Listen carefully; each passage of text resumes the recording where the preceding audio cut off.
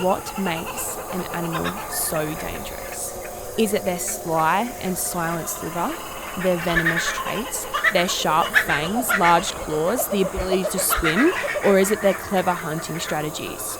Well, let me tell ya, there's one animal with all these deathly traits. The drop bear. The drop bear. The drop bear. The drop bear. The drop bear. The drop bear. The drop bear. Australia's most Dangerous Most dangerous animal. You never know when one might just drop.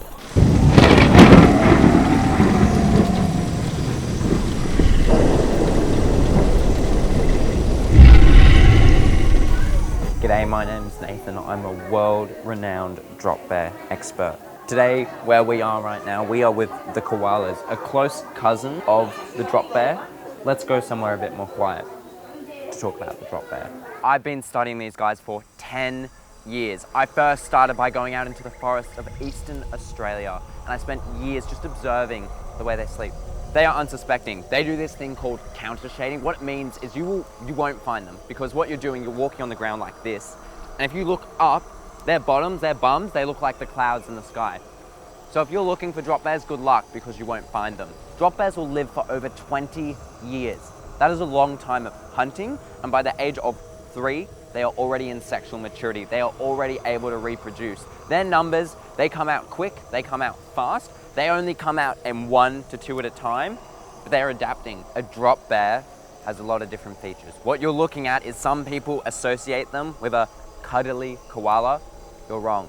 They are a dangerous marsupial and carnivore. If you find them in the east coast of Australia, they're about this big. Now, they have a thin layer of fur. That's important for keeping them warm, but what it also means is they are nimble, they are dexterous, and they are agile.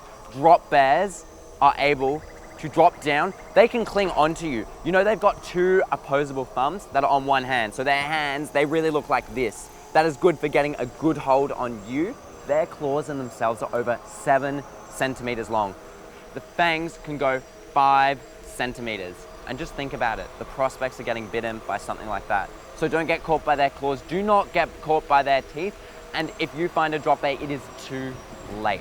Wherever there are trees, wherever there is shading, you will find drop bears in that habitat. So you can find them in swamps, you can find them in forests, but just know they're probably watching you when you least expect it. We refer to them as ambush predators. What that means is most of the time, they will see you and you won't see them. They hang in the trees and they drop on you. They're called drop bears. Instinctively, that is how they hunt. They wait, being an ambush predator, they pick their moment. They pick that moment until you are right underneath the tree, and then they drop down. Have you heard a drop bear's call before? It sounds like this. I've spent 5 years alone just studying that call. Now, we often think of the male of the group with that prominent call. The deeper and more mellow it is, it shows a sign of adulthood. But what it means in drop bear society, that is an attractive mating call. Now, we as humans, we find that scary alone, but for drop bears, that is how they are the most romantic. That is how they find love. If you hear that, I have already turned away, like I want to be nowhere near there. Drop bears don't discriminate. We call them an opportunistic feeder. What that means, being a mix of a carnivore and a marsupial, is that they feed whenever they can. Now, they sleep for a long period of the day. See, people think koalas sleep a lot, because they do. Koalas and drop bears often misassociated. Koalas, they will sleep for 16 to 20 hours a day. Drop bears, they will only sleep for 8 hours a day. The reason why koalas sleep so much is because they don't consume a food source that gives them a lot of energy.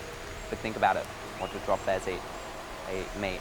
They're a carnivore. That gives them a lot more energy. They will eat whatever they can find. So it started as a close relative of the common koala. It started out as a cute and cuddly bear. Now you'll see drop bears today. They changed in 50 years. They are still changing today. With 2 thumbs, with extremely long claws, they are good climbers, they are good hunters, and they have learned to have a digestive tract, which now supports them eating meat to have a higher energy level. So what we're seeing is drop bears themselves have adapted in a very short space of time to overcome and be resilient in a climate that is trying to degrade their numbers. And look, for human survival, that might be important, but at least at the moment, they are adapting, they are changing, and they are thriving. Drop bear sighting goes back as far as 1927. In the last 10 years, we've seen over 200 attacks from drop bears, and they have a 100% success rate at hunting. Those are the ones we know about. I would say there's a lot more out there, we're still yet to find out. But what they need is trees, because without the trees, they don't have counter shading, they cannot blend into their environment, and they stick out. The last thing an ambush predator wants to do is be seen. So by deforesting, by cutting down trees, it means there is no habitat for drop bears to survive in. Deforestation is the only way to save yourself and your friends from drop bears. Drop bears are one of the most dangerous animals in Australia, and you all have a role to declining their numbers. You have a role to protecting over the more than 200 people have lost their lives. Deforestation, other actions like that have a big impact on reducing their numbers and protecting yourself and your friends from their future attacks. If you are not already fearing a drop bear, by me, the drop bear expert of over 10 years telling you about them, you're a lost cause. What? No, we don't have any illegal drop bears at the zoo. At home? You seriously think I have drop bears at home? I can't even believe you asked me that. You know, we've talked about this. I'm done.